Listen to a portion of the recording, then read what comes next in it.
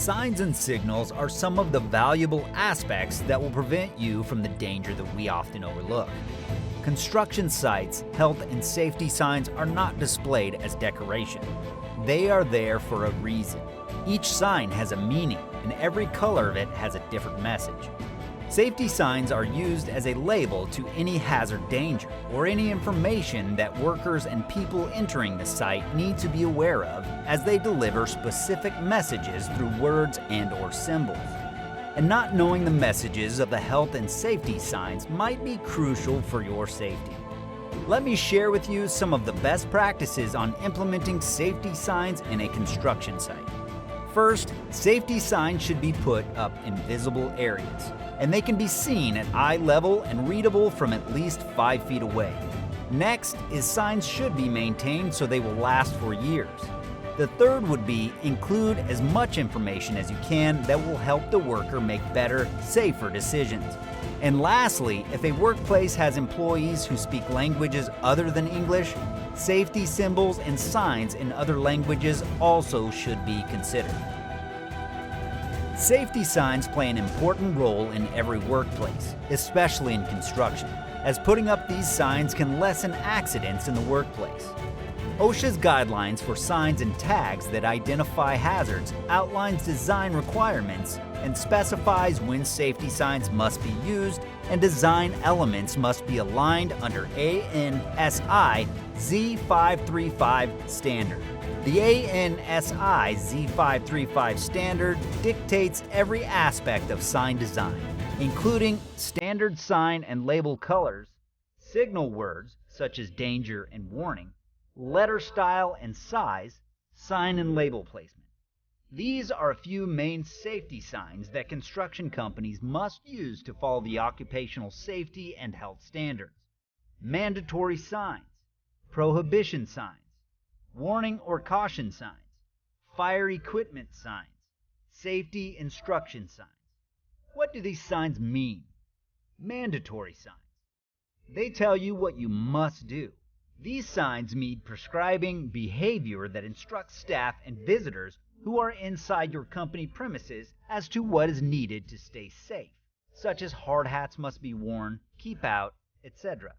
They usually have white background and black text with a blue circle that shows the sign of the mandatory action. Prohibition signs. They tell you who should not be there or what is not allowed inside the area, as those prohibited people and actions could cause risks to health and safety. These could be actions such as no smoking, no entry, and many more. These signs generally have a black safety symbol in a red circle with a diagonal cross through. Warning or caution signs. These signs exist to make you aware of a hazardous impact or potential hazard in the area. One example of a yellow warning sign is danger fire risk. Most warning or caution signs have a solid yellow triangle with a black border, lettering, and symbol. Safety instruction signs. These are your safety guides. Instead of warning you, these signs alert you to a safe place. One example is fire exit, with an arrow pointing to where the fire exit is. These safe condition signs, when used, must be in green, square, or rectangular shape with white symbols and text to convey the main message. Last is the fire safety signs. Like prohibitory signs, fire safety signs are also red, but unlike prohibitory signs, fire safety signs are in square or rectangular shape with white symbols and text. These signs are used to display the location of equipment that would be used in the event of a fire. To define it, it is a red square or rectangle that has white symbols and lettering. Apart from these signs, here are 3 more signs you need to be aware of. Directional signs. Signs that will lead you in the right direction.